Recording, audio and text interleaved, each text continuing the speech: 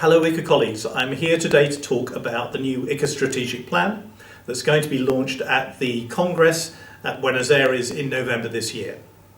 It's a plan that the board has been working on for over a year. It's a plan where we've been asking for an enormous amount of input from members, both in groups and by a big survey that was carried out a couple of months ago. And the pleasing thing is that all of the objectives and all of the directions that we're heading in have been very, very strongly, almost unanimously endorsed by ICCA members. During the last few months, I've also had the pleasure of talking to smaller groups of ICCA members and listening to some of the questions that were raised. Some of those questions we hadn't anticipated, so we thought it's important to actually address them in a video rather than assuming that you'll read through the document in detail. Firstly, why are we actually issuing a new plan at all? Well, firstly, it's time. 2010 was the last time we had a strategic plan, and as every ICCA member knows, an awful lot has happened over the last 5 years. The competitive environment has changed, both for ICCA and for ICCA members. The pressures affecting international association meetings have changed, and the way in which those associations are trying to organise their meetings has also changed. And very importantly, business models are in a constant state of flux. It's vital that ICCA actually designs a strategic vision for itself that actually makes sense for the business environments of our members, and also is affordable and delivers real concrete business value. In short, that's why we're doing it. We're trying now to give as much information as possible so that you understand what we're doing and you can get on board and help us achieve those objectives.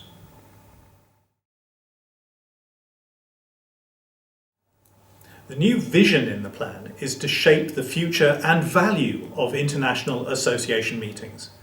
What this recognises is that ICCA is not simply a bystander or an observer or an extractor of data from what's going on in the international association field.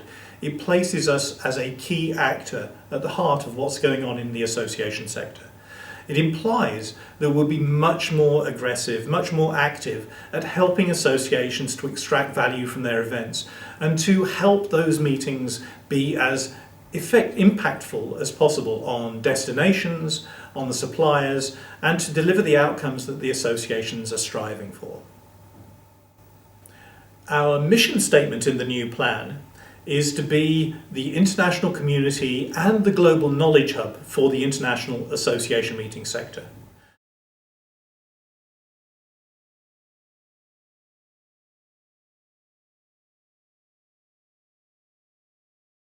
So, as in previous plans, we're being focused entirely on this sector, on international associations. It is, after all, our unique area of expertise.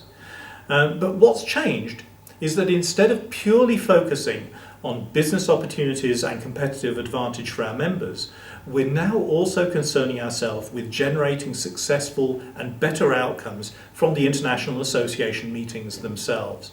What this recognises is that leading destinations, leading suppliers around the world have presented themselves as partners to international association meetings. And as ICCA, we fully endorse that approach. To be successful, we really have to work closely together. We cannot simply sit in isolation and look purely at the supplier side of the equation. To be a true community for this sector, we have to embrace change and get closer to our international associations. The core values we've articulated in the plan have actually not changed that much from previous versions of the plans. What we've done is articulate them a little bit more clearly, spell them out in slightly more detail. But ICCA members, whether they've been members for 20 years or 5 years or only recently, will recognise that the cultural things that make ICCA unique are being safeguarded and are being protected. So we aspire to be thought leaders in our field, not just followers. We're very business focused. We'll work collaboratively, both with our members and with other organisations. We'll continue to be open, to be equal, to be friendly, to be democratic. And of course, to be culturally aware and open to different influences. We have members in almost 100 countries around the world. We represent every single sector.